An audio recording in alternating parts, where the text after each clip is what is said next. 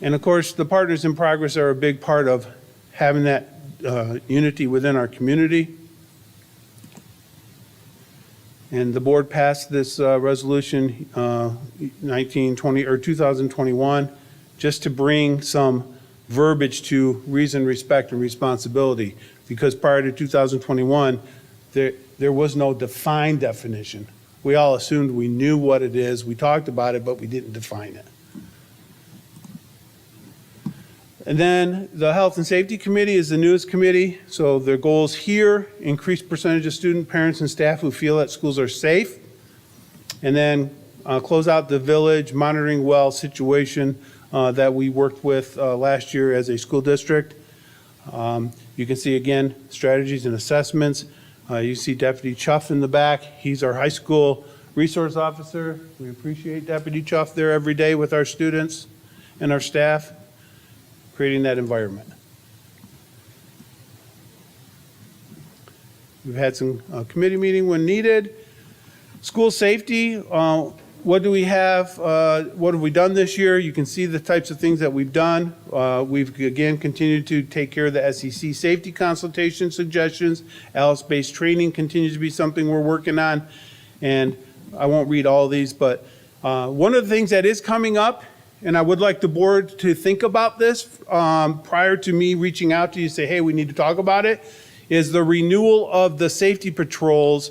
We have two. We started in this district by helping the Heartland Township fund 2 road patrol deputies.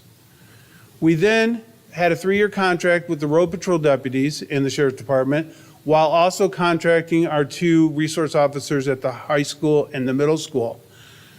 This is the last year of that road patrol contract.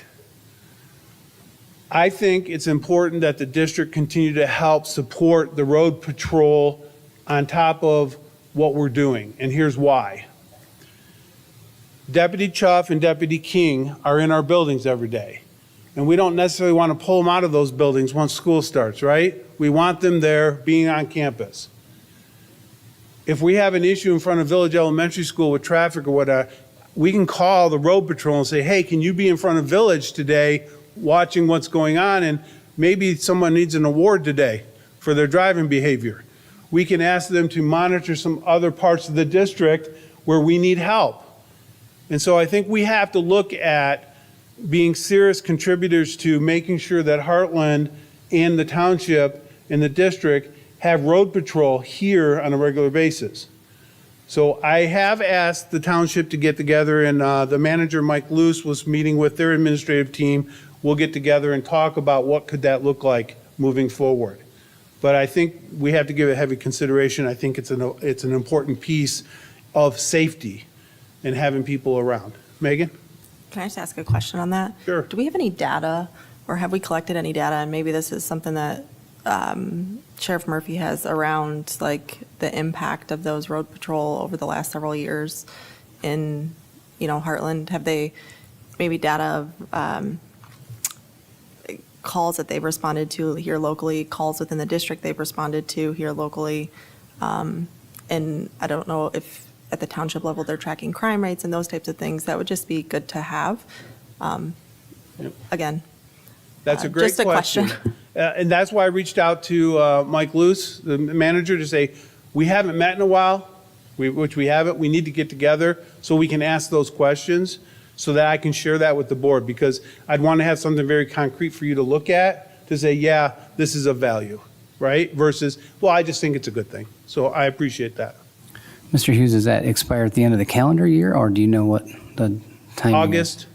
August of 25. So, Okay. yeah. Thanks. Yep. We've been working with our school resource officers and our school safety officers at all of our buildings. If you've been to our buildings, you know you got to sign in with the Raptor system. You have to have your ID, your state issued ID. And so there's quite a few things there that we're doing to make sure that our buildings are safe. This is last year's data, but I thought it was pertinent. All of our safety officers and school resource officers, 100% said yes to all these questions. So it's nice because when I see Deputy Chuff or I see Deputy King or I see one of our, Mr. Fluter or Randy Mize, I ask them, how do you feel about the safe environment of our school buildings? And they always tell me, we feel they're very safe. Now, doesn't mean something can't happen, but that's why we have them there. These are some thoughts from the groups that are our safety officers. And again, this is something you've seen before from 23-24. Updates that we continue to look at, making sure that we have these things in place, and you'll see that partnership with, oh, by the way, Cheryl Stockwell also helps us with that patrol unit, or that's in the district on a regular basis. And so ends my update on evidence of effort. Hopefully that was helpful to you and of value. All right. Any other questions? What's the original date of our sinking fund? Gosh, 2017, that was my first year as superintendent. Okay, We thank passed you. it. Yep. And the reason why we want to go out, President Glaybach, in May of 26 is because you can do a renewal versus, a brand new, trying to pass a brand new one. So the renewal language is important to us. Okay? Thank you.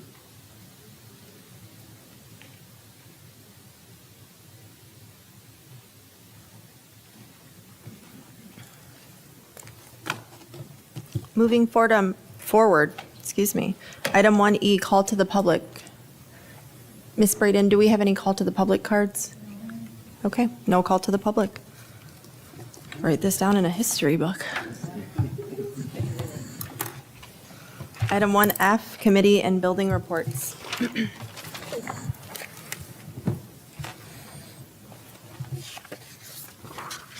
Mr. Scott, we'll start with you.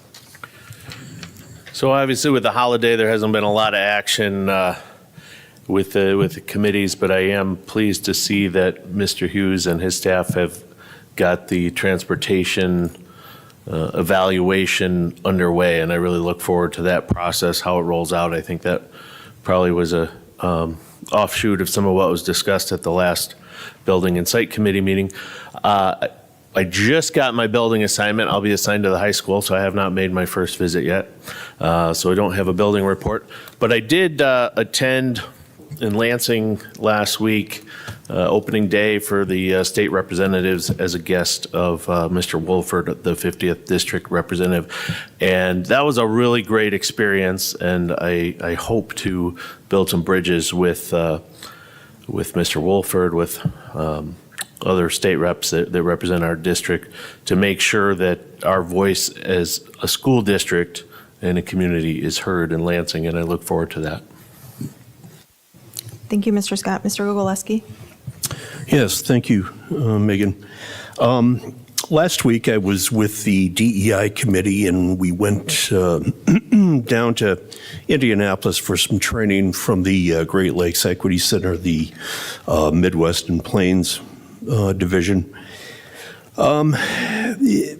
The information presented to me was everything I thought it would be, but I do feel rather positive that our Heartland representatives have a very clear vision of what some of that material should look like when it becomes material that we're going to present to students and staff and what have you. So it was very enlightening for me, and I'm glad that I'm part of it, really am.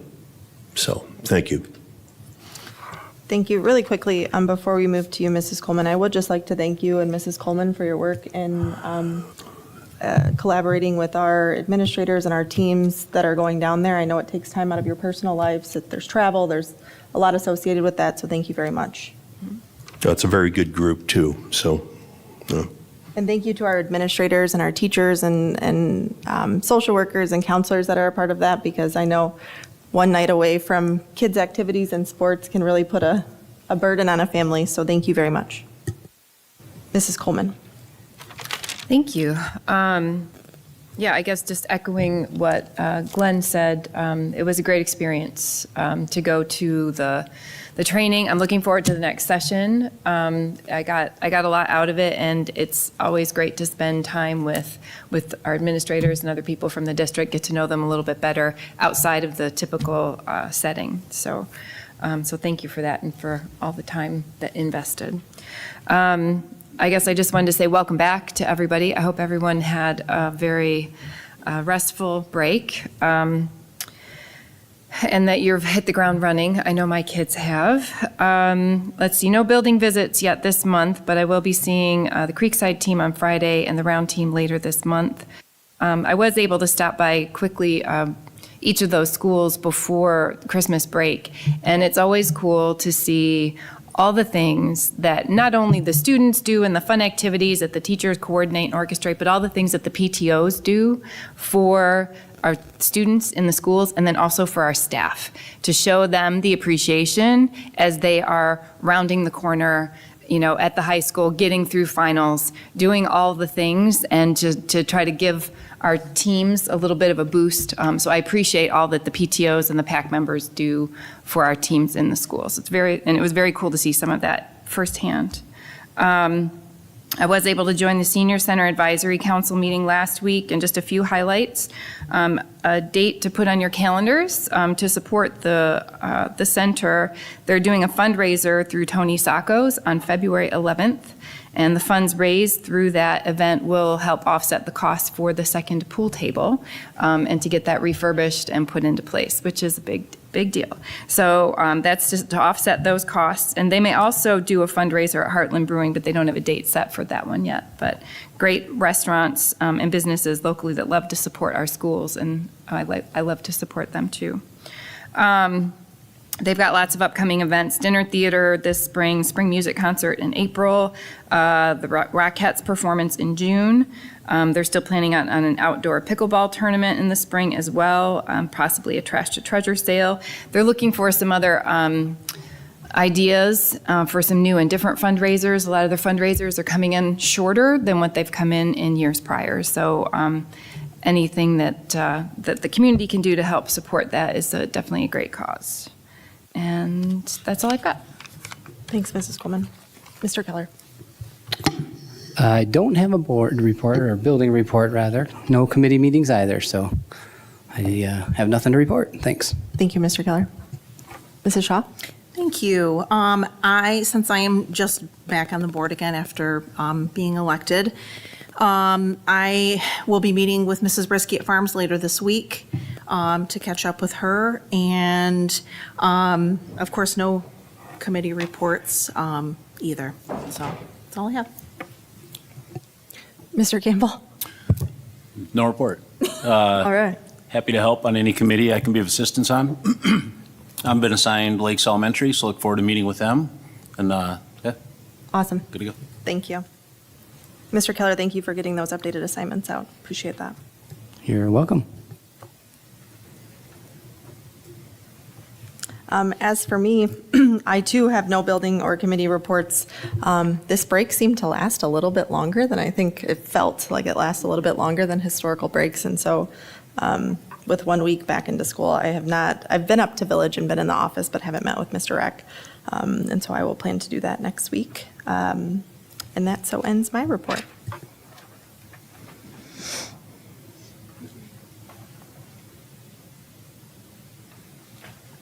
Before you do the next section, can I just point out that whatever the board wishes to do, at the end of this next section, there is a alternative version, if you want to read that instead of doing That's the one every I was policy. planning to start with. I saw that. I thought it was missing, and so I just leaned over to Mrs. Coleman to see where it was. But we will move on to item 2A, new and revised policies. I move that the Board of Education, upon the recommendation of the superintendent and the assistant superintendent of personnel, approves the revised policies as presented. Edgar revisions 1130, 3110, 4110, 6110, 6111, 6112, 6114, 6325, 6550, 7310, 7450, 7455. Additional updates, 3120.08, 5330.02, 5340, 5500, 7540.09, 8321. Support.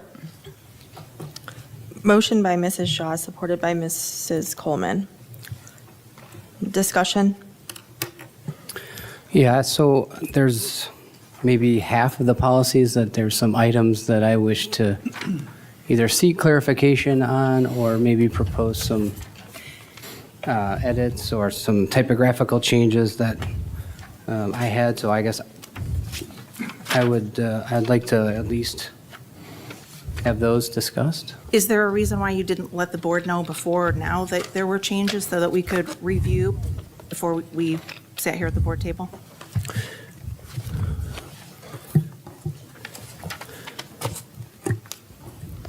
I'm not going to comment on that at this time. Yeah. Prepared to know what the change, I think you'll find these are not, it's a lot of typographical things. Maybe you came across them as you read through them. Maybe you didn't read through them. I don't know, I guess, but Maybe you didn't, but it's important that we talk about these as a team. So that's why we want to bring it up now. And we found after reviewing some of these, there are some definite issues, some definite typos, and we need to make those clear. We just can't pass all of these as is. Mr. So- Kowaleski, who is we? Well, obviously, Mr. Keller and myself. Okay. I think it'd probably be best and easiest if we just took it as they're together in the packet. Does everyone have the packet in front of them? yes.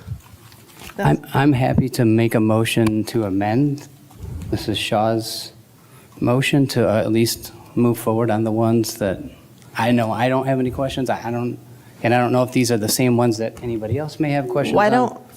So if they're typographical and simple errors, like you said, why don't we go through those first? And then if no one else on the board has concern, we could, in theory, amend to accept those changes. But if there is concern, then we can go back and you can amend or throw another motion on the table and/or we'll go back to the original motion. So do you want to do that first and kind of go through them? So I guess I'm just trying to clarify, do we not have to vote then on Mrs. Shaw's motion? We will eventually have to vote on it, but I think it would be You want to do it all through beneficial to Sorry. understand that. Bad question I asked. Do you want to do it all through discussion prior to either going through each one of them individually or voting on the motion that's at hand? Just trying to clarify. Well, I think if we go through in discussion your concerns, then everyone at the table can either consider whether or not to vote on those edits as part of an amended package, or if we need to take them out separately. Do you understand what I'm saying? But if you're not comfortable doing that, you can certainly put another motion on the table. Yeah, I guess I just want to go through them because I'm not Yep. understanding what they are, you know what I mean? Right. Well, I'll just kind of rattle off a few just to give some color to what I'm looking at. So for the first three policies, conflict of interest, 1130, 3110, and 4110, my understanding is that they're all essentially the exact same, or the intent is that they're all the exact same. Is that the understanding? They are exactly the same, and the reason why they are 1130 and so on and so forth is they're different sections of the policy book. Right. So one would be professional staff, one would be support staff, and because it covers those sections, they have to have the same reading. Okay, that's my understanding as well. So as an example, policy 1130, this is minor, it misspelled board in section A1. In section A4, the third sentence is missing language that on the other policies, in the third sentence, it says the employee, officer, agent, or board member in place of the word "they."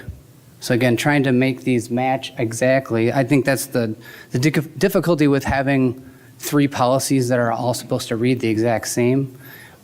One approach might be to have it all written out in one of these policies and then take either 3110 or 4110 and say, please see policy 1130 if there's a need to have them. If I look at 3110, there was some missing language that was found in 1130 and 4110 in paragraph 2 that reads, pursuant to federal rules, the district has standards for situations where the financial interest is not substantial or the gift is an unsolicited item of nominal value. For purposes of this section, nominal value means the gift has a monetary value of $100 or less. So that was not included in the 3110 review. And then there's language that was struck on 1130 and 4110 that wasn't struck.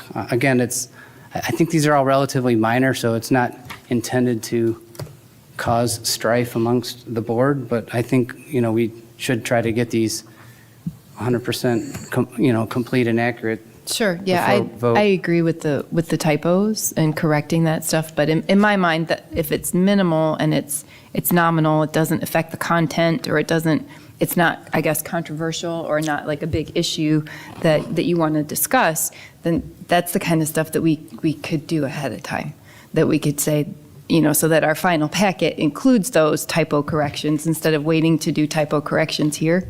Feel me? So, but like the issues where you guys have heartburn, where there's, a discrepancy or something big, absolutely, let's discuss that here. But the typo stuff, I don't know. I mean, it would just be nice if we could do that ahead of time, just So saying it maybe- out loud. Maybe it'd be more appropriate to table these till next month? If we can fix, if there's a lot of just typos and stuff. Sorry, newbie question. Is the attorney firms who prepare this, are they the same that generally prepare the Neola updates, or are they different, do you know? Same. Same. It is Neola, yeah. Well, they have, it said, oh, I won't say them, but there's two firms listed on here. I didn't know if those were the same as usual or not. And outside of the simple typos, I agree, Kristen, that's easy stuff. But there's some cross references or either that are wrong or not made in some of these policies. And that gets a little confusing in terms of, wait a minute, if you're referencing this and we go to it, either it's not the same or not the one or whatever. And I think that's the kind of thing that, I think these fixes are fairly easy. It's not like, we're talking about massive content changes. It's just making sure that we have all the right references together, so.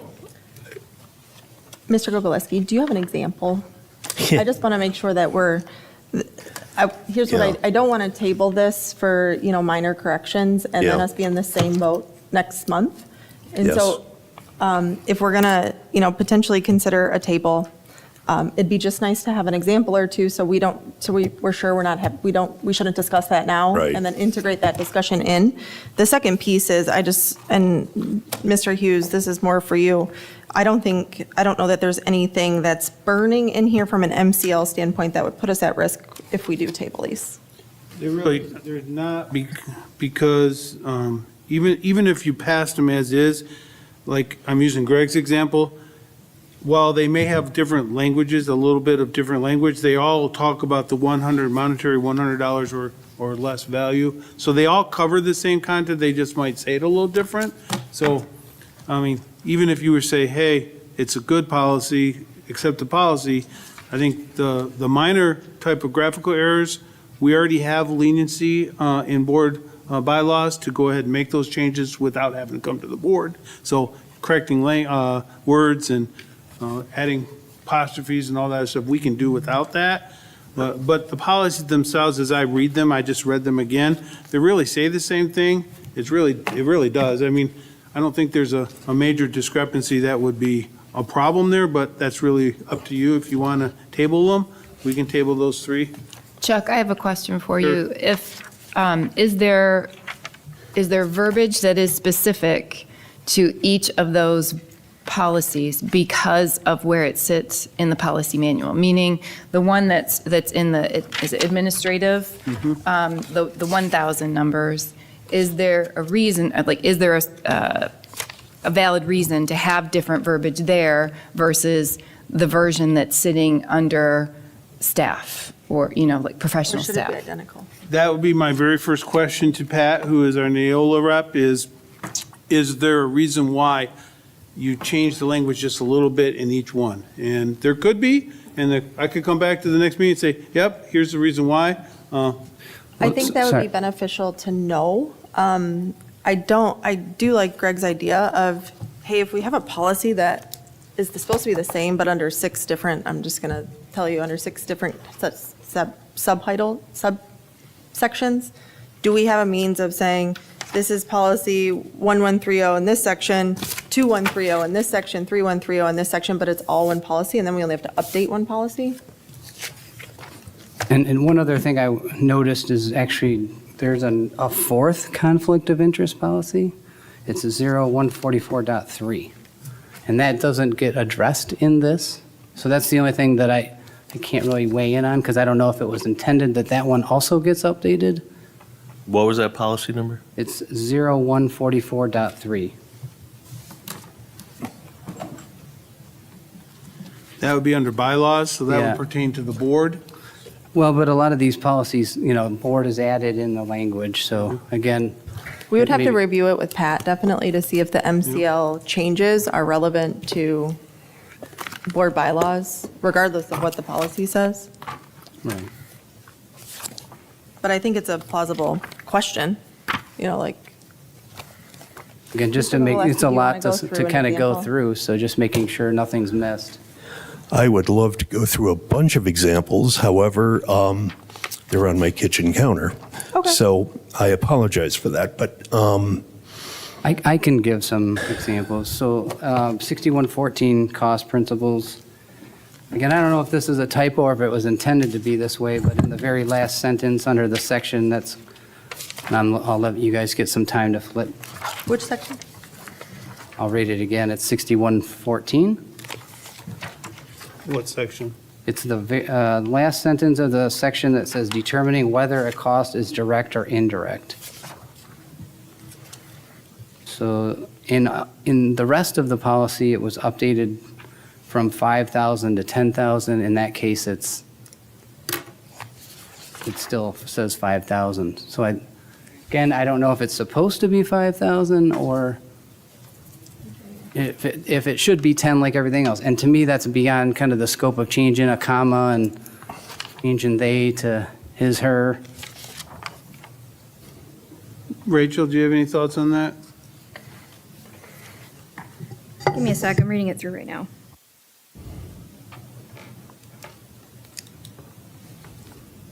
So the only thing I can think about here is that MDE, this is referencing MDE, and the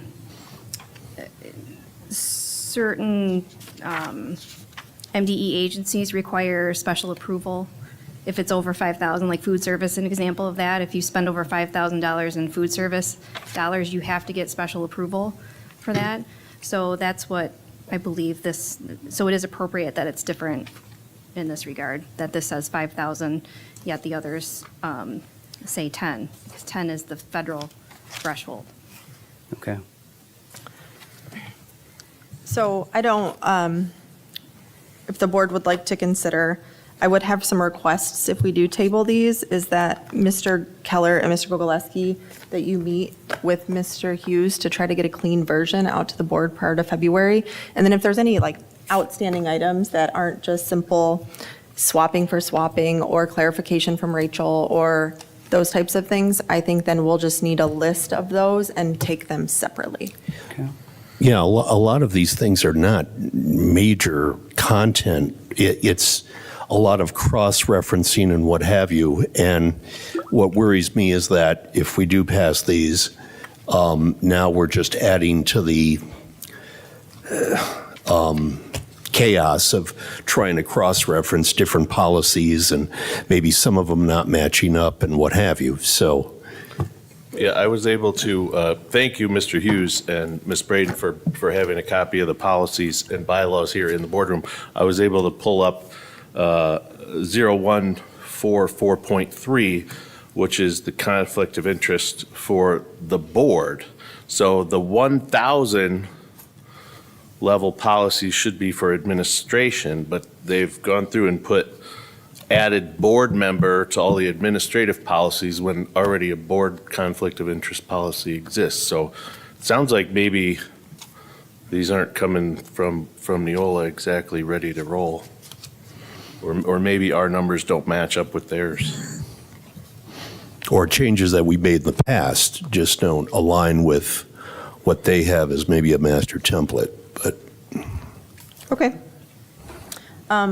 Well, we would certainly need to put a motion on the table to table this, so And just as a point of clarification, it wouldn't be tabling, it would be postponing. postponing, excuse me, you are Yeah. very correct. right.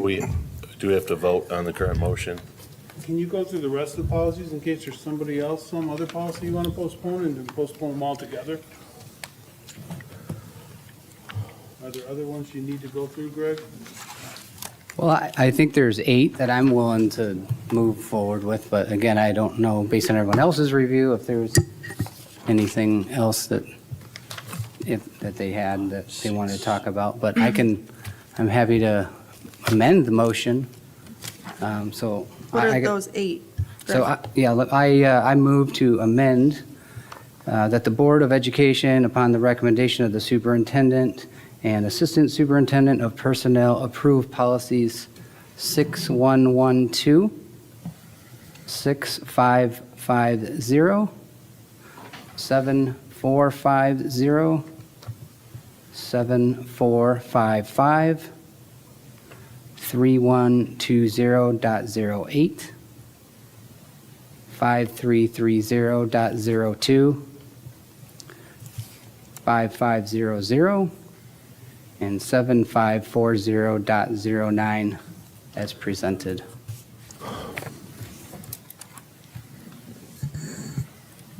A motion to amend by Mr. Keller, Second. supported by Mr. Scott. I think at this point, we should, if we're just going to table some, Postpone. we should postpone them all, right? Like, we're going to be in the same position in February with the ones that we didn't postpone.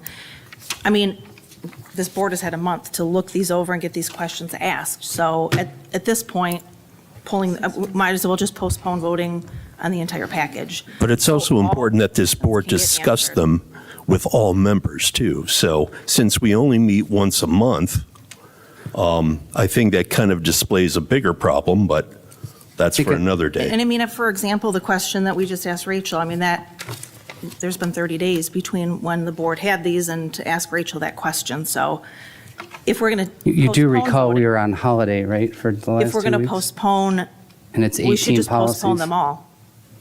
Okay. But wouldn't the benefit be, we at least are only looking at 10 next month? Mr. Gogolewski, can I ask you a question as part of this discussion? Yes, please? yes, please. Are any of these outlined policies that Mr. Keller has outlined, do you know if they're on your list or no? I have 6 of them. Can you list those? Yeah, that would be 6112, 6550,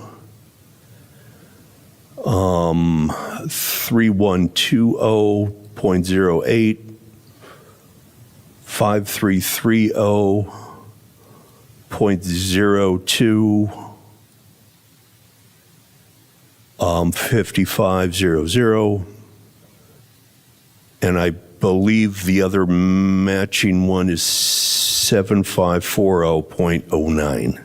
Okay. There was a couple there that So for me, so I have 6. this discussion, it sounds like the whole thing needs to be postponed. 'Cause he just listed off half of the ones, Mr. Keller, that you, I guess just to clarify, Glenn, the ones that you read, those are ones that you have issues with or that you are also okay with? No, I'm okay with. Okay. Yeah. He's okay with the 6 out of the 8.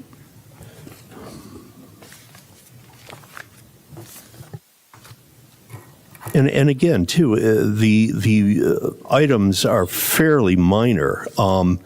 No, we're not talking just about typos, but we're just talking about a lot of little cross references and maybe a couple of words, too, that maybe are not very definitive. But I don't think it's going to be a major roadblock to fixing these. All right, so we need to vote on the amended motion on the table. Is there any further discussion on Mr. Keller's amended motion that includes 6112, 6550, 7450, 7455, 3120.08, 5330.02, 550, 7540.0, oh my gosh. That last one is 7540.09. So, Mr. Gogolewski, I believe the only one that is in that motion that you had mentioned was 7455. Should we pull that one out? Well, let me ask, did anyone else have any issue with that? The only observation I'll make on 450, again, it was a typo where it references policy 7300 in section C. It has the wrong title for what the policy is. So it says disposition of real/personal property, and technically the word personal does not exist on that policy. But I think that's probably just, probably a clerical thing that could be fixed You are very correct. without a board approval. I would be fine with that. Okay. Any further discussion on the amended motion by Mr. Keller? Hearing none. Mr. Scott? Yes. Mr. Gogolewski? Yes, Mrs. Coleman? Yes. Mr. Keller? Yes. Mrs. Shaw? Yes. Mr. Campbell? Yes. And I'm a yes. That motion passes. Who seconded that? That was supported by Mr. Scott. Original amendment by Mr. Keller. We have to go back to the original? So I have to close out the original motion that included all of the policies that was motioned by Mrs. Shaw, supported by Mrs. Coleman. Any further discussion on that matter? So just to clarify, what we just voted on was to change the original motion. So now we've just agreed to change it, so it includes just those 8 policies. Okay, And then now we're voting on the amended motion. perfect. Mr. Scott? Yes. Mr. Gogolewski? yes. Mrs. Coleman? Yes. Mr. Keller? Yes. Mrs. Shaw? Yes. Mr. Campbell? Yes. And I'm a yes, that motion passes. Mr. Keller and Mr. Gogolewski, if we could just get you with Mr. Hughes, and then just keep me posted on anything that would be outside of the normal change-up, and then we can strategize on how we move forward come February Yeah. in discussing those. Sound good? Yeah, that's fine. I don't think they're going to be too major, so. Okay. I'd also like to get clarification from Pat on the conflict of interest if we combine, or if we need to keep separate. Yeah, and why we're not modifying the board conflict of interest by law. All right, moving forward. Item 2B, contract award, team building and 51 building for the 2020 bond. I move that the Board of Education, upon the recommendation of the superintendent and the director of operations, approves BP 10F for the team building and BP 11A for the 51 building. Motion by Mrs. Coleman, support by Mrs. Shaw. Any discussion? I did have, has some, just kind of a general question. I appreciate Matt, Mr. Marino, for giving some additional information on those projects, and as well as Rachel. I did want to, I guess, kind of clarify what the original budgeted amount was for that project. because I couldn't find it in our bond presentation. I did find one that was for the 51 building. I know we're talking about the team building now, but So I think you're looking at, so the presentation is showing you what the budget was in the bond app for the building as a whole. So that $600,000 that you're referencing, that was the total bond app for 51. So that included the technology upgrades that we did, that included the roofs, that was everything. That's not necessarily a one-for-one for this project, if that makes sense. The team building was in the original bond app. It's built in that, probably in the, I don't know if it was in the high school number, the athletic number that you're referring to in that presentation that you were referencing. But I want to say the original budget was like just over $1 million. And again, that was done 5 years ago. So yes, it's much more expensive than it was back then. I guess what I was trying to understand is, did the scope change? Because obviously I expect things, prices change, right? But are we now doing more things that we didn't initially have planned? That's not a adding question new for me. services.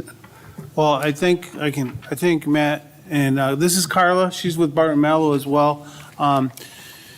What the 51 building is, we did decide that we needed to do some things like the air conditioning, HVAC, because it's bad and it just needs to be done. It wasn't in the original scope of the 51 work. And then while we're doing that, we've got to rip out ceilings, and we might as well do the lights while they're there, and we might as well do the carpeting and the floors while we're there. And so that kind of added to that scope. So that's why that price is what it is, to get 10, 15 more years out of that building, because we're not in a position to build another building at this point in time. The team building was part of the whole overall scope of that facility, but we bid it out 3 times prior to this, or 2 times for sure, at $2.4 million for both times. And we said no.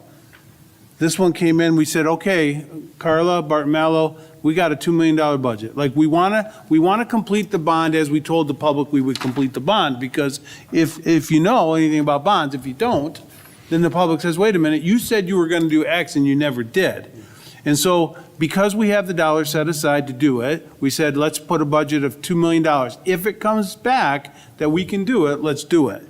So it's came back at 1.8 million or whatever this number is in here, and let's get it done because we said we would do it. So that's why it's sitting before you today, because the public asked for it. They passed the bond. We can do it now. We couldn't do it at the time. We know that we can get this done.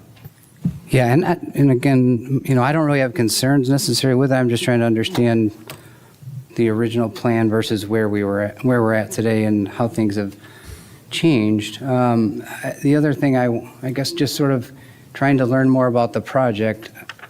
I noticed that it was actually the bids and everything were read on December the 3rd. So I guess I would respectfully ask if these can be, I know that sometimes there's not going to be an opportunity to, but if we can please include these as a discussion item in the previous board meeting whenever possible.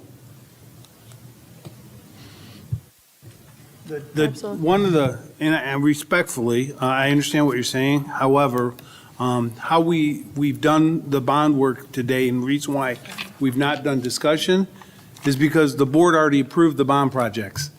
The board already blessed the bond project before it went out to the public on what we were going to try to accomplish. And so there's not been a need to come back and do discussion items. It's the board, whether you were on the board at the time or not, the board approved it, the community approved it. We now are getting to, it's time to do it, and so we bring it right to action items. So while I can hear what you're saying, discussion, we may not have time because we're working hard to get the bids in, get them all calculated out, and get them awarded as quick as possible so that we can get these contractors lined up to get the work done. So it's a little different than something that's not part of a bond project, is what I'm saying. Which, I can appreciate, and no, I wasn't on as a member of the public, yep, I recall the proposal, and that's kind of why I'm trying to understand where it was then versus where it is now, because you're not presenting the exact same thing that you did 5 years. So to me, it changes things, and therefore I do think it is worthy of having some additional deliberation So- and discussion at the table. Yeah, to dovetail on that, so we've bid the team building prior at 2.4, now we got to 1.8. Has the scope or size of that building changed to get the bid down? No. Matt, Chuck's right, we have not changed the scope. If anything, we refined it just a little bit with help from the athletic director and some athletic coaches to make sure, when they did come in high, we wanted to make sure we were building what we actually needed. And so we sat down with the athletic director and some athletic coaches to discuss that, to make sure we were doing it fiscally responsible at that time. So really, it has not changed in terms of scope. It's actually maybe gone down just a hair to make sure we learned a little bit from when we built the athletic building over at the Ox Field as well as the baseball field. So what would you see as a bulk of that, $500,000 or $600,000 difference between when we bid it out previously and now? It decreased, to be clear to anybody. Yeah, it's a I mean, decrease. We're not The saying the it cost went of up. lumber decreased. What is it? The cost Yeah. of lumber Yeah, decreased. yeah. Cost of building materials has decreased, cost of some labor has decreased because people have been able to find people. Sometimes what we found is some contractors were building or bidding exorbitant amounts just because they wanted to see if they could get it. And we were sitting here going, no, that's not correct. We're not going to do that type thing. And so that's why we kind of pumped the brakes and put those previous projects on hold until we could make sure that we actually were in a good position to build these projects. So. Carla and Matt, this is Carla again from Barton Mallow. She works with our projects. We also know that we tried to put this out with the 51 building to try to get the same bidders to bid so we get a better, more competitive package. So that's what we were trying to work on as well, in the hopes that the competitive packages would come in. And again, when we saw 1.8, we're like, okay, it's a heck of a lot better than what it was. And I think that's what we did, correct? Yes, and just to kind of like bounce off of both of them, we received 26 bids for this category. I mean, it was really, there was a lot of competition, so that's probably why the numbers were so good. On the Everybody previous bid, wanted we to did not shop. have that many bidders. No. We maybe had 3 or 4. And that's why we, again, pumped the brakes on that to say, no, we're going to wait, so. Are you seeing, just from a Barton Mallow standpoint, the market softening a bit from a project standpoint? At the time that we put it out was great timing. We had a lot of, we were reaching out to contractors, really making sure. And not only that, they were familiar with, the project before, because like they said, it was put out before. So, yeah, it was very competitive. The numbers were close, and I think that was in our favor. Have we done work with Midwest in the past? Is there anything that we currently have? So as a with them? school district, we have not. However, as part of the post-bid interviews and things like that, they have done work in the community. They have actually built the Osceola Township. They've built the police station over at Green Oak, which is, if you've been over there, is beautiful.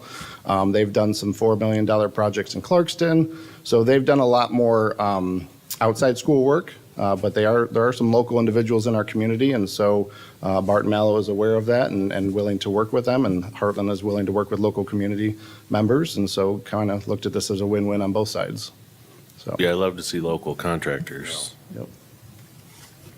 Kind of an incidental question. Remind me exactly where the team building will be. So it's the grass area to the south of the football field. Most people call it the playpen. But it's going to take that place over there, and it's going to increase the locker room usage for all the teams that we have using that entire complex, whether it's soccer, lacrosse, or football, or track. It's going to be a good fit for over there that we heard loud and clear from our community. So. Matt, is there a potential second team building that we're looking at in the auxiliary building? So Because I know in the bond package, Yep. there was just kind of an indication of a potential one. So I don't know in where that site, stands. we designed that site to allow for an additional, we're going to call it a team room, not a locker room, because it has to be called something different. But there is a space available to the west of that current building. The utilities are sized for that infrastructure if we ever choose to do that in the next bond or next sinking fund, correct? Okay. Yep. Any further discussion? Hearing none. Again, this is item 2B, contract award for the team building and 51 building. Mr. Scott, Yes, thank you. Mr. Gogolewski, Yes. Mrs. Coleman, Yes. Mr. Keller, Yes. Mrs. Shaw? Yes. Mr. Campbell? Yes. And I'm a yes, that motion passes. Thank you for answering the questions. Yeah, thank you, guys. Hi, Carla. Item 3A, clarification and second review of three policies, Policy 1241, 5611, and opt-in policy. Policy 1241. Sorry, pulling it up. Clarification on the limits of the 8-month period every 2 years. So 8 months out of every 24 months, especially given now that we've gone to 4-year terms, there will be a 2-year every other, that we would not be able to hire a superintendent during that time. Again, this is just a discussion item, open for discussion, and I will add my comments at the end. So there's no changes on here, correct? Because I couldn't find any, so I wasn't sure exactly what we would be discussing. I think it would be and thanks for pointing that out, Mr. Keller. It's the highlighted area, but in just respects of that first sentence. I can get a revised portion of that out to the board. Since no one is adding any discussion, for full transparency, had the opportunity to talk with the recruiter, also had the opportunity to review some notes from some of the conversations that had occurred with some of the MASB sourcing individuals that occurred a year ago, in that I really want to ensure that the board understands two things. So every 24-month period, now that we enact a 4-year term, we would have an 8-month period in which we would not be able to employ a superintendent on anything other than an interim basis.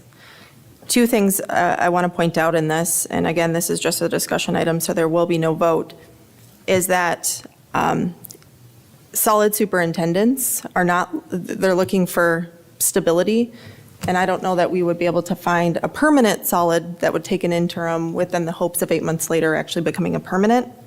The second thing I'd like the board to consider is that on that interim basis, so finding I'm just going to say a contracted individual to take on a potential 8-10 month interim assignment, that gives our district 2 points of transition.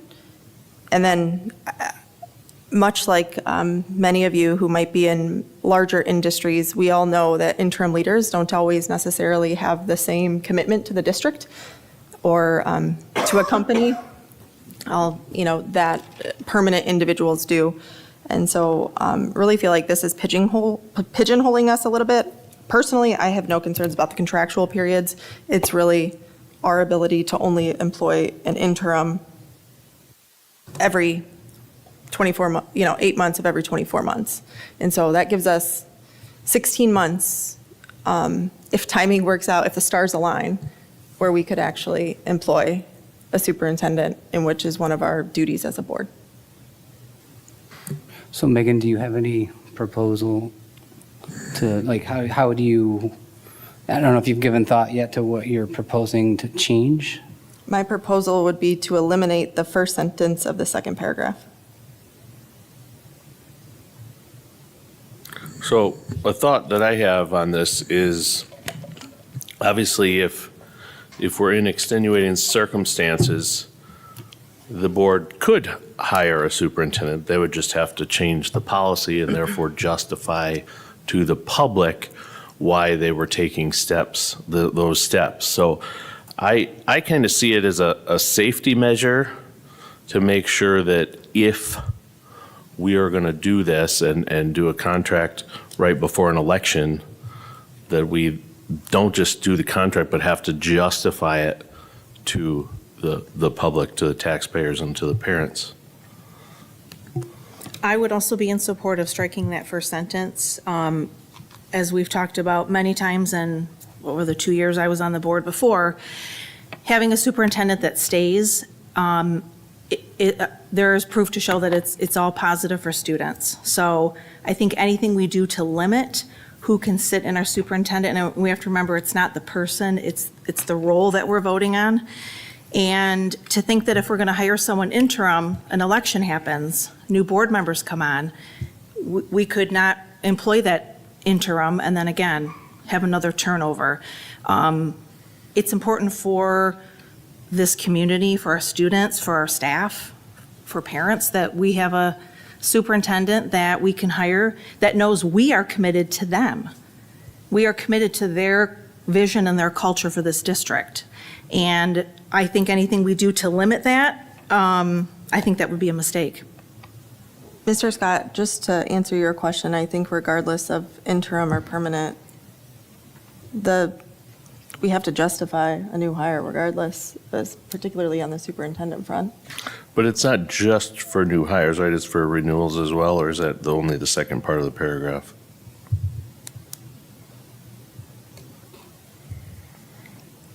Well, it says offer a contract. Or extend, Yeah, I mean, or it's- extend. So, it would cover yeah, I mean, extensions. my perspective is this board has a really bad habit of giving long contracts right before elections. That's why this is on here, to protect the taxpayers and the community from changes made at that level immediately before an election, so that the voice of the people can be heard at this and represented at this table. So I would,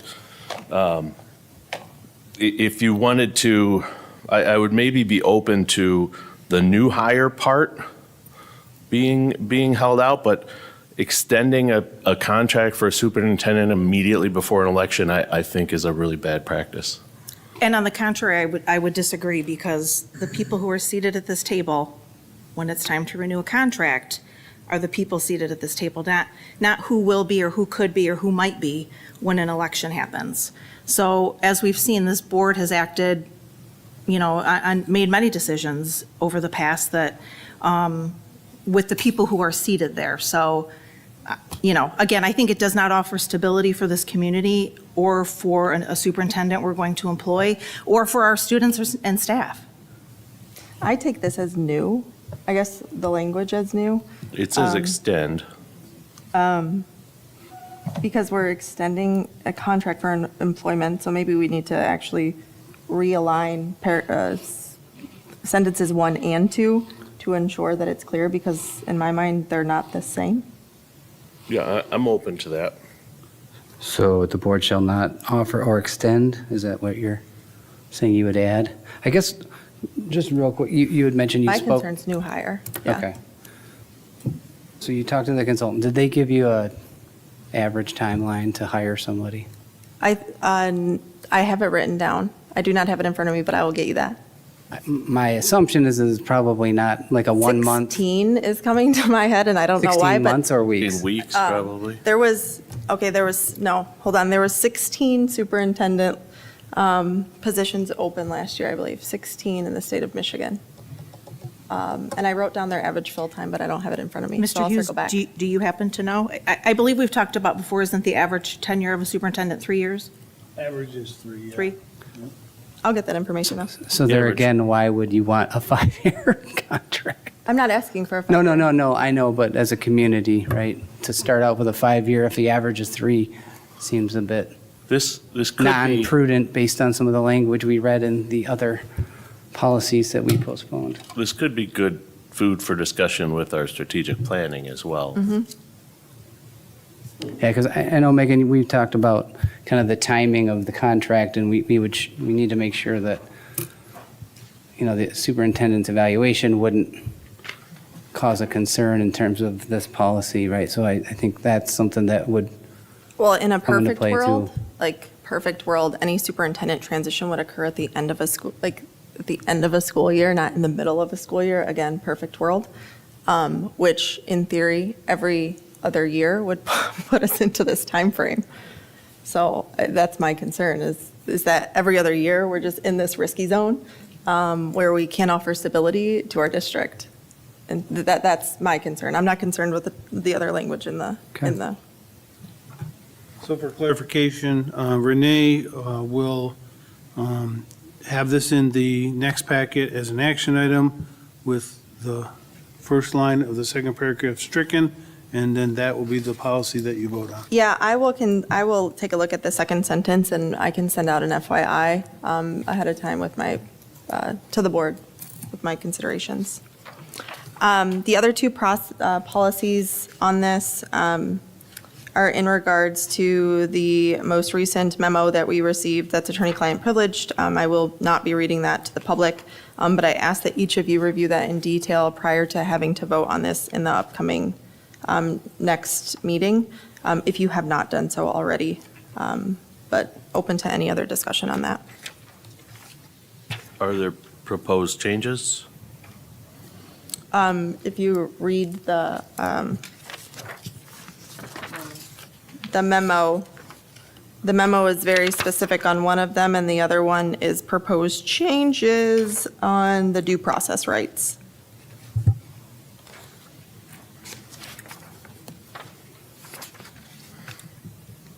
Will we have an opportunity to discuss this with legal counsel? Yep, so what I ask for each of you is we can do one of two things dependent on the amount of questions. If only a few of you have questions, we can do small groups with our counsel. If there's a broad questioning that can't be summarized for everyone, we can just do a closed session in February. So are we re-voting on this because of the urgency of the memo? Yeah, so we won't be voting today, but in Well, no, February. not today, but Yes. is, So a lot of the feedback that was given last time was in specific to case law and specific examples and clarification and expansion around that. And so that's what our counsel did and provided that in that memo. May I just ask a point of clarification? So was this memo generated as a result of the attorney taking it upon himself to write this and send it, or was he specifically requested? No, we requested clarification after that was requested at the board. Thank you.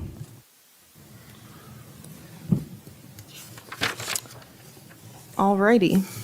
Moving on to item 3B, policy changes for policy 0166 agenda. These changes are outlined in policy 0166 that put some structure around when non-emergent. I want to be very clear. Cindy, do you want to talk about this one? Sure.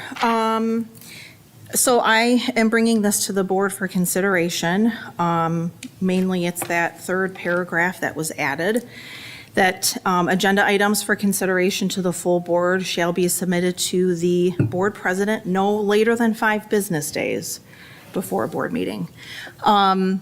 It's been common practice for members on this board to send policy updates the morning of board meetings and sometimes as soon as 2 hours before board meetings, which does not allow us to prepare for good conversation. And as we saw at the December meeting for 3 hours, the shell game that happened to try to get those policies correct.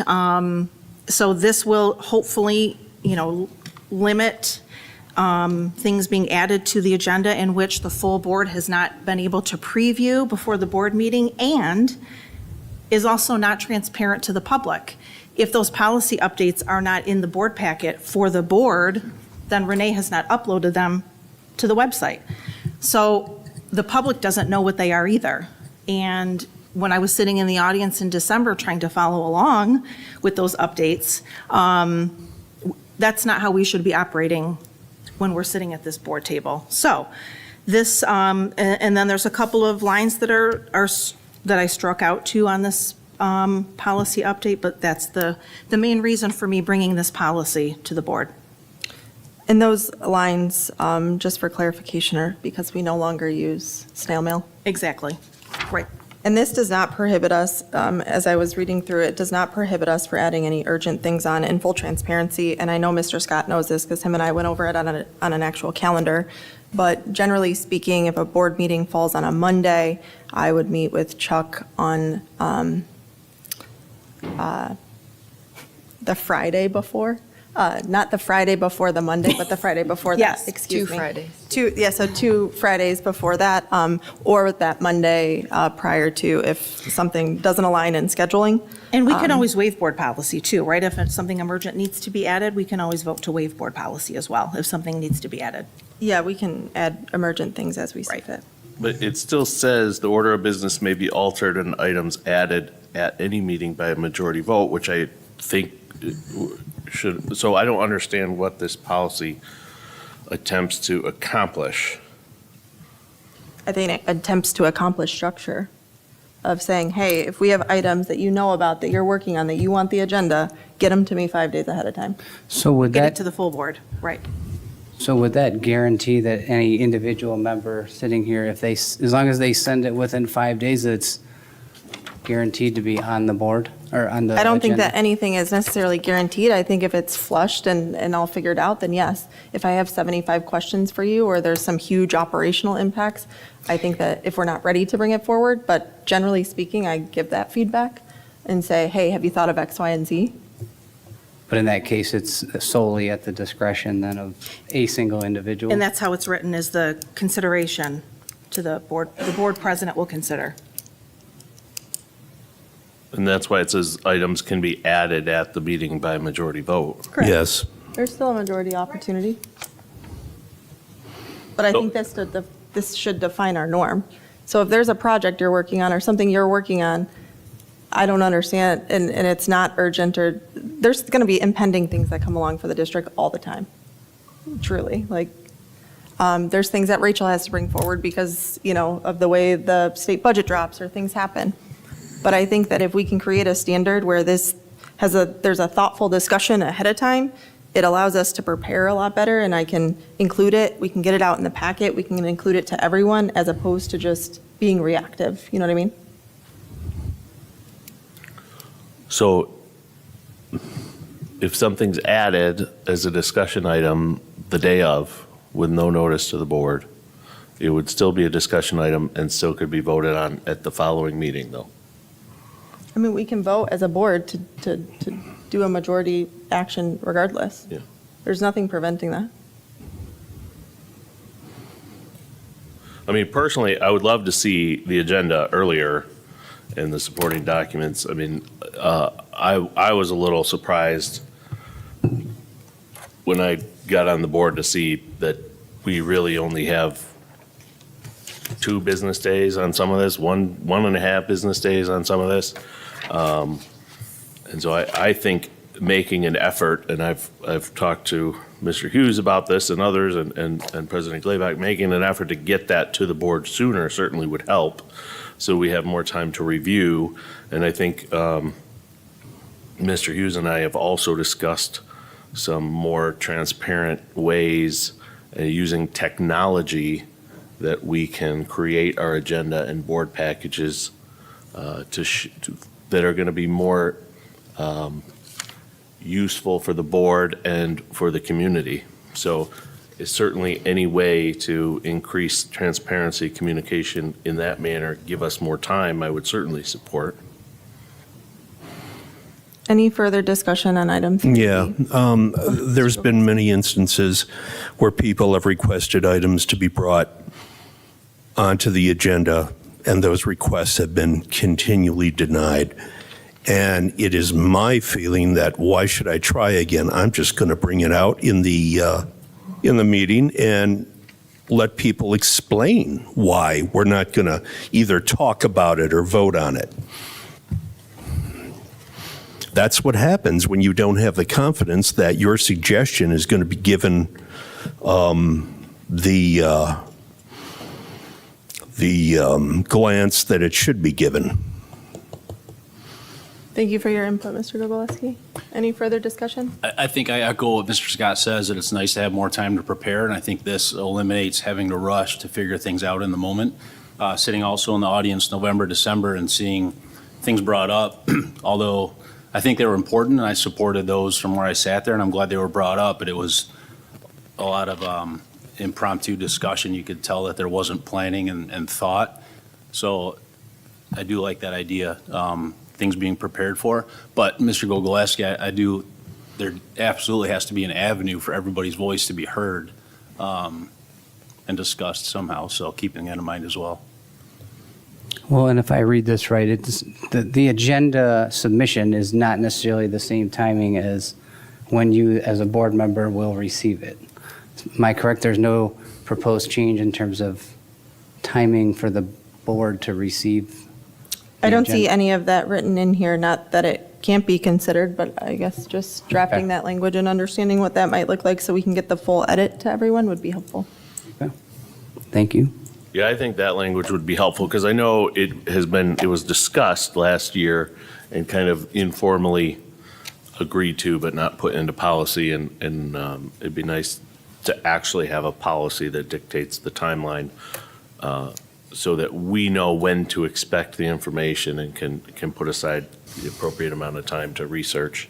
Because if we're getting, some of this information is coming in Friday afternoon last week, so for a board member to try and schedule time with staff or Mr. Hughes, that really gives very little time, or consult counsel, whatever it is. It's a very short, tight window. And I thought we discussed this, and I can't give you a date way back then, but the board packets would be sent out on Wednesday before the meetings. I think we had discussed, it wasn't written in policy, Mr. Gogoleski, but I think there was a lot of discussion around Wednesday, Thursday, if Wednesday was impossible. I think if we're going to write something in policy, one thing we got to be considerate of is we just got back from break, and I don't, for instance, my Friday turned into a Tuesday of meeting because of, staff being out. And so perhaps consideration for that December to January timeframe, but it wasn't, to your point, Mr. Gogoleski, written in policy.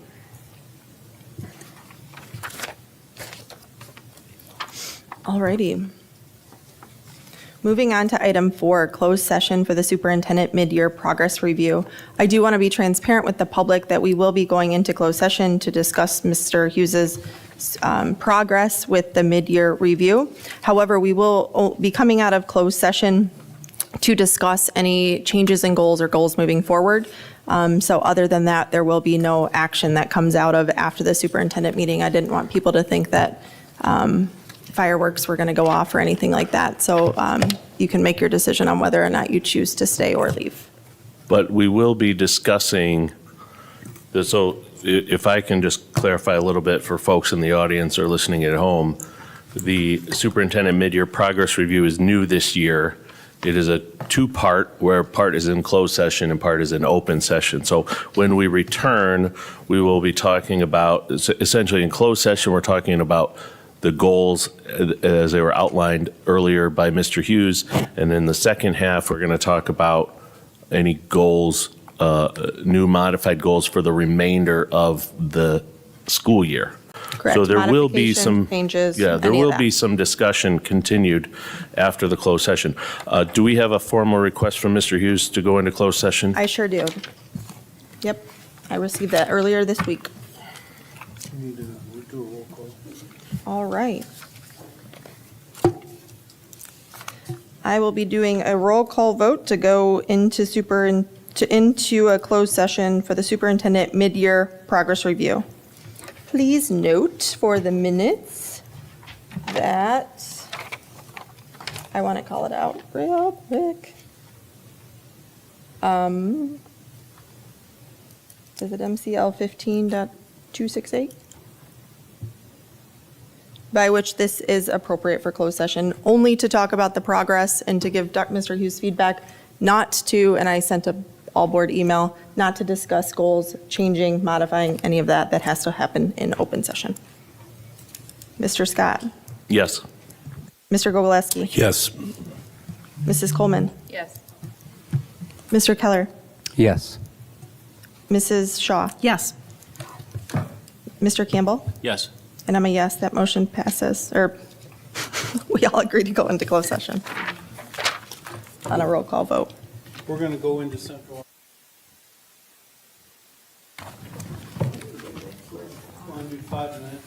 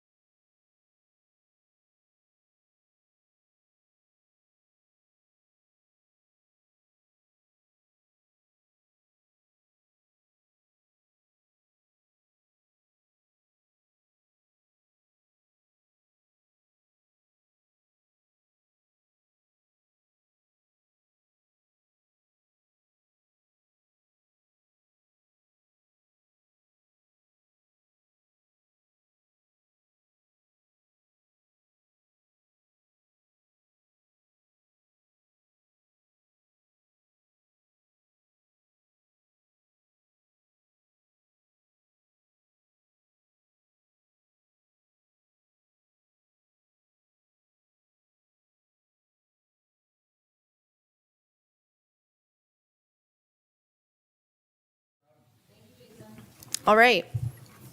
Am I okay to go, Jason? Awesome. All right. Item 5, coming in from a closed session that we discussed the superintendent mid-year progress review. Item 5, superintendent mid-year progress report. Just very quickly before we go into any goals for the remainder of the year, I will read the consensus comments just for transparency, and then those will obviously be posted. Building and site on track, continue progress in this area. Curriculum, data not available, will evaluate at the end of the school year. Finance on track, continue progress in this area.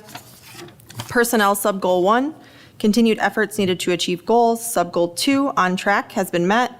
Sub-goal 3, unable to assess, data not available, will evaluate at the end of the school year. DEI, sub-goal 1, on track, continued progress. Sub-goal 2, trend not favorable, continue effort in this area. Health and safety, sub-goal 1, parent data reflected no change, student and staff data not available, will evaluate at the end of the school year. Sub-goal 2, continue to track and monitor. We're moving on to the third page of the superintendent mid-year progress report, in which we will now discuss goals, any goal changes for the remainder of the year. And then I know there were a couple of comments that I wrote down just to remind us to discuss in additional artifacts of evidence that we would like to see in the future.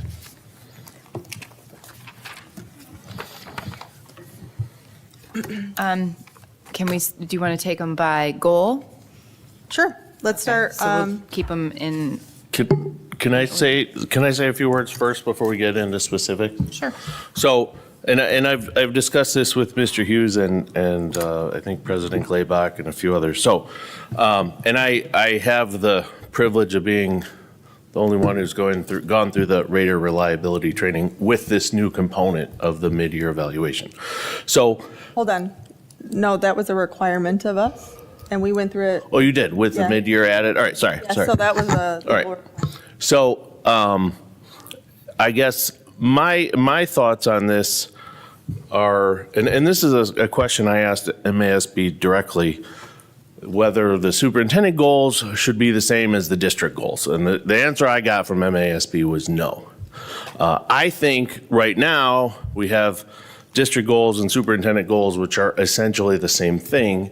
And the challenge I think that brings is that most of these are already in the MASB rubric that we're looking at. So, you know, with MASB, 20% of the evaluation is already finance related, deals with the same things our goals do, curriculum, achievement, a lot of these other things. So what I'd really be interested in seeing is some, and the other thing is if you look at the MASB goal report, they kind of have 3 goals for the superintendent. And here we have 15 or 10, 12, a ton.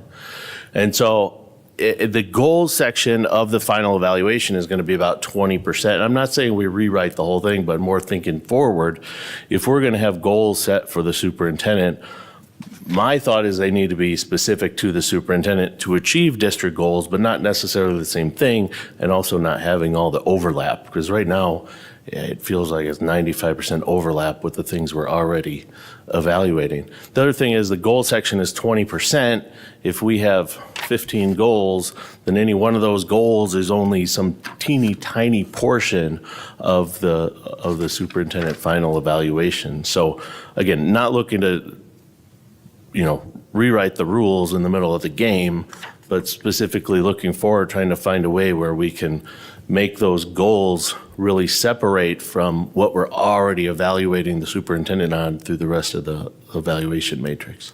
But we don't set the goals. Mr. Scott, to your Yeah. point, Yeah. I think that now that the board is complete and we can take ourselves through the strategic planning, really, when you take a look, so there has to be a MyKIP component. We can't just say the MyKIP component and the student growth assessment data, you know, we have to have some type of goal surrounding that, and it has to align. But I think if you do the work and define a strategic plan, it probably creates a more a better structure to have 3 key goals or 4 key goals. Again, plus the, MyKIP or whatever we do, but to then work towards those 3 outlined goals, where we don't have that this year. And I think that you said it, you hit the nail on the head. We can't rewrite the entire game and throw out the effort that's been done, but I think be more strategic in the future about, okay, here's our 3 strategic point areas. I'm just going to throw it out there that we want to achieve X, Y, and Z in the next 5 years. So how do we achieve those and back into goals? Yeah. And I'm fine, going forward, having 10, 12, 15 district goals, that's great. Those are the goals that the whole district should be keeping their eyes on. And then trying to really, like you said, key in on some specific things for the superintendent, on what above and beyond those, having the unmodified financial audit, yeah, that's great, but that, for us, that should be a given, and it's already addressed in the rest of the evaluation rubric. So I'd like to find something more specific to Mr. Hughes, even with his input and passions and vision. We talked about this last week, that we can key in on. So yeah, just food for thought as we progress through this. There was also 2 evidence of effort items that I wrote down that were necessary for final evaluation that I just want to be clear. Is a check cross comparison for the bond projects, and then a breakdown and more detailed indications around our expulsion hearings versus incidents in our DEI goals. So I do want to call those out as 2 items that came up as needing additional artifact, if the team is supportive of those additional artifacts being included.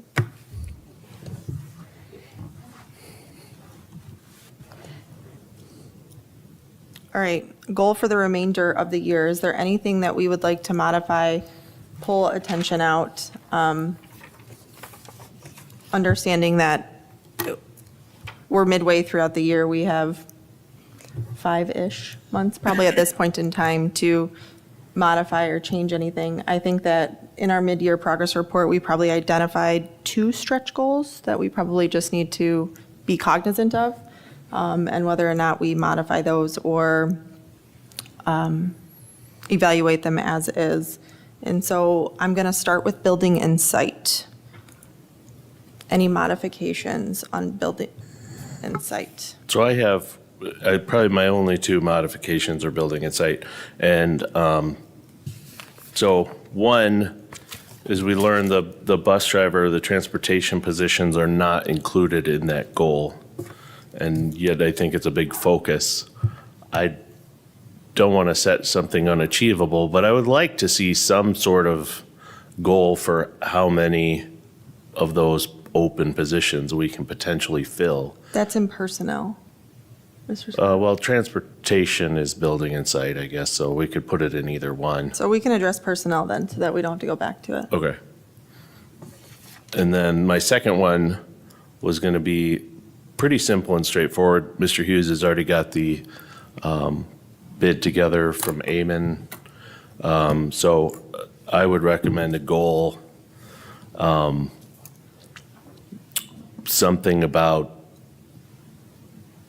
progressing with that project and doing some certain amount of updates to the community or to the board on that project over the next 5 months. Do we need to vote on Yeah. adding? Okay. Yes, it has to be consensus. And so I want to go back. I was going to say, okay, you're going to go back to personnel? Well, we're in personnel right now. So let's start with personnel. I just want to take it section by section so that we can have an organized approach to this. Your first comments were on personnel in regards to the fill rate goal. In wanting to include transportation, but not wanting to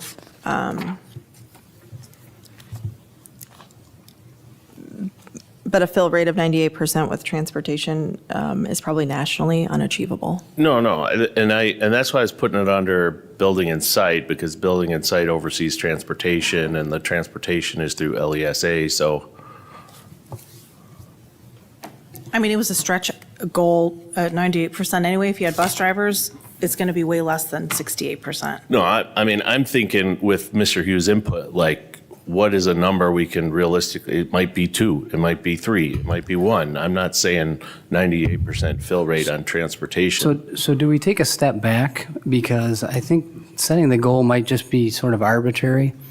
At the end of the day, right, the goal for transportation is that, every kid gets picked up on time, doesn't get left at home or left at school. So, I mean, I would be more, I guess, wanting to approach it from the standpoint of that we set a goal that there's 0 route disruptions or something like that that translates back to the community. And then it kind of leaves Mr. Hughes with the ability to kind of work towards and put together a plan on how to achieve that goal, as opposed to maybe setting a goal for fill rate that, A, we don't know if it's even achievable, and B, if it's realistic. So we just Without talked any about data. having 15, and I'm just putting an arbitrary number out there, goals, and we're going to add now goals, and so what are we going to modify or take away? Is my question. And board, I would ask you to think about this again, and I think it's really important for the public to know. I mean, I'd love to sit up here and say, let's set every goal at 100% of what we want, right?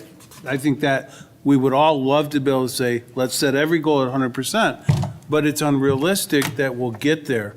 And so when we talk about stretch goals of filling all seats on the bus so that there's no more disruptions for the year, I'd love to be able to say, yeah, that's a great goal. And if we could make that a goal, what I would hope is at the end of the year, once again, when it's time to evaluate me, that the board is in tune with what is the evidence of effort that you tried to do it, and evaluate me on that, not evaluate me on, you said you're going to be 98% or 100% and you weren't, and therefore you automatically,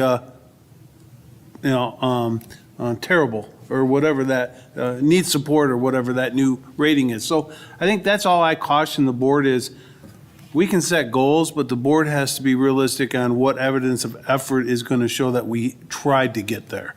That's the important piece for how we do business in public education. So I guess what would I get rid of? If I was looking at building and site, I'd say sub-goal 1, 3, and 4. I mean, we've pretty much said they're done, achieved, or they're slam dunks. So, But I'm not sure we want to remove goals that were completed, right? That was what we set in the beginning of the year. Those will go towards the evidence of effort at the end of the school year. So to take away a goal that's been achieved and add one that hasn't been, or we don't know if can be achieved, I don't think I support that. again, I'm not looking, like I said, I'm not looking to rewrite. President Glaybach had asked about what can be removed in its place. And maybe instead of number of drivers, maybe it's, I mean, even if it's a 10% reduction in the bus route disruptions, I mean, if 5% disruption, 2% disruption, just a goal that second semester, this second part of the year, we're not going to have as big of an impact on families as we have in the So, first half of the year. Let me take a different step back. Focus is currently on transportation. I think that's a large focus in our district. We can all agree on that. Yes, anyone not agree? Yes. I'm not going to take a roll call on that one.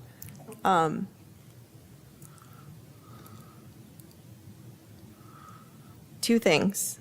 I think if we're going to add something, it makes sense to add something around the greatest focus in our district, not necessarily add things to add things. And so what can we come up with as a achievable goal or progress towards an achievable goal in the next 5 months? We have a consultant coming in. I would hate for Mr. Hughes and Mr. Marino to go out and do a bunch of things that won't have a strong return if we're hiring people to come in and tell us about this. So how can we position a goal that creates progress in that arena? And then I would caution the board to say, we don't want to drown in goals, much like Mr. Scott said, and have, when you have 75 goals, you really have nothing. You have no goals. And so we focus on that. I say we recognize the 2 stretch goals, and we'll have to come back to those at the end of the year. But perhaps we focus on the transportation issue as the addition, as opposed to try to pinpointing every little nitpicky detail in all of these district goals. Well, Does anyone? What are your I thoughts? wonder, are we getting the cart before the horse? If we're paying $30,000 for this consultant to come in and tell us, here are the ways that you can improve. Here are the changes that you can make to make things better, to retain, to whatever. Why would we invest a ton of funding or resources or create a goal that may not be worth striving to achieve necessarily, or it may not, that the steps that we are structurally restricted to taking right now with the way what our system is set up, is that wasted time and effort because we're going to completely change big facets of that system based on what they tell us, what the consultant says. So can we come up with maybe, like we did with these other goals, like an artifact, some other type of data or information or evidence of effort related to transportation that we can ask Mr. Hughes to share in his evidence of effort report at the end of the year, and then maybe, not maybe, definitely, we'll come up with new and better goals for transportation with next year's evaluation, because we'll have more information then. We'll have more of a plan in place, we'll have direction. I don't want to take focus away from transportation. I think it's great to add something in there. I just don't think right now is necessarily the best time to do it, because there's so much we don't know from this consultant. What would we want to see from that evidence? Progress with what kind of pre-work? Do you know what kind of pre-work you're having to do with these consultants, Mr. Hughes? No, just to give them, the lay of the land, where we're at, why, the consortium, which they're aware of because they were involved in the front end of that, so they really got all that. So what they really have got to do is just come on in and start talking with people, seeing what it is. They've got all the wage information already. But do you think that at the end of the school year, as an artifact, you could provide the board an update on the progress of that work? Absolutely, in the hopes of that we have a full complement of drivers going into the 25-26 school year. Now, that's past the evaluation cycle, but that's the intent. What, do we know what the timeline is if we sign the agreement tomorrow, when you expect a kind of a final Said 90 days at minimum. minimum? So I wouldn't say to set the goal that it be done, but I like the idea of setting some sort of progress towards that. I mean, and knowing it's already in the works, but just having that be, I think the idea here is having that transportation component be a focus of the district in this next 5 months, and making it clear to parents that we're working on it and that we've set a goal towards it. I agree that should be something that's scored or graded on, but maybe a moot point, because we already know that that's going to happen. We know based on your update today that that's already going to be an artifact of evidence. So maybe at the end of their report, we're going to know what they say, where we should be, where we could be, and that would be a 25-26 school year category to grade on. Whereas right now, we don't know what the increase should be, and they're going to tell us where we should be perhaps, or what a goal could be. Maybe that'll be in their presentation, and then we can use that for the 25-26 school year for, this is where we're at now. Now during this school year, let's reduction in disruption or addition to drivers, something to that effect. But because we already know, even if we add that now, just another category, we know we're going to have it. We know we're going to have the report, so why put it on there? I can document the artifact of evidence and effort that we are expecting from Mr. Hughes, though, just as an update in that. We can also indicate in the goals for the remainder year, it may be continuation of previous goals, but just recognize that he's doing this work, maybe not tie a specific goal to it, but recognize it in the formalized documentation, that this work is existing, and we will be given evidence of effort of the progress towards that goal. Because it's also hard to create a SMART goal, I guess, around that if we don't know what that progress is, but I can note it on here as an area of focus for Mr. Hughes. And then artifact of evidence and data would be that he would provide us an update, and then we would expect that to be a formalized process and goal into the 25-26 school year. So what you're really saying is if I would have held off and not sent you that report on Friday, then you could have created a goal around, do this, and I would be able to get it to you, see? No. I mean, kind of, yeah. We're essentially saying, we're kind of setting a goal that we already know is in the works, but I think what the goals we set, especially that midterm goals here we set tonight, it could just be this one, shows the community that, hey, this is a focus of our district, of our superintendent, and hey, we're making great progress towards the district goals we've set. Transportation continues, kind of creeped up on us a little bit more, and so our middle of the year maneuver is going to be to just prioritize this angle. So what we could write in just the summary portion, and I'm looking to all of you to garner a consensus here, is continue progress towards existing goals. Superintendent's focus will include development of transportation, progress towards development of transportation strategy alongside consultant for consideration of future year goal. Thoughts on that? Have a consensus? Yeah. Mr. Gogolewski, I can't tell if you're saying yes or if you're just. I was just listening to that whole spiel. I'm like, oh, okay. No, that's, Okay. I'll go with it. Are we okay with maintaining the progress on the current goals? Recognizing that internally, we know we have some stretch goals, and those will have to be tough conversations that we have at the end and understand what progress is made and truly what evidence of effort is made in achieving those goals. Is everyone okay with that? Yes. Renee, are you able to pull that lovely comment that I just made out of the recording to put into our goal for the remainder of the year? Okay, perfect. I'm going to write it, and then I'll put a little note off to the side. All right. Any additional artifacts of evidence or data that we are requesting? I have 3 items on here thus far. Bond project cross comparison, a breakdown of the DEI goal incidents, and then progress towards transportation strategy. Yep. Okay. I am just going to take a quick roll call of support of what I've documented thus far. This is just a document of the consensus comments that we have agreed to. And so would anyone like to add any additional training? Forgot to ask that question. Okay. Again, just taking a roll call vote on the consensus comments. This isn't Megan's comments, this is the comments of the board. Mr. Scott? Yes. Mr. Gogolewski? Yes. Mrs. Coleman? Yes. Mr. Keller? Yes. Mrs. Shaw? Yes. Mr. Campbell? Yes. And I'm a yes. Wonderful. Thank you all for your participation in this mid-year review. I also want to say thank you. I thought it was a good conversation, and I think good conversation always leads to better results, so thank you.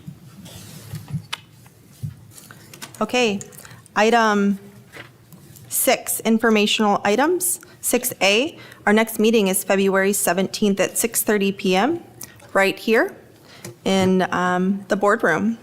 Item 6B, does anyone have any informational items? Nope. Item 7, we are adjourned. Have a great night.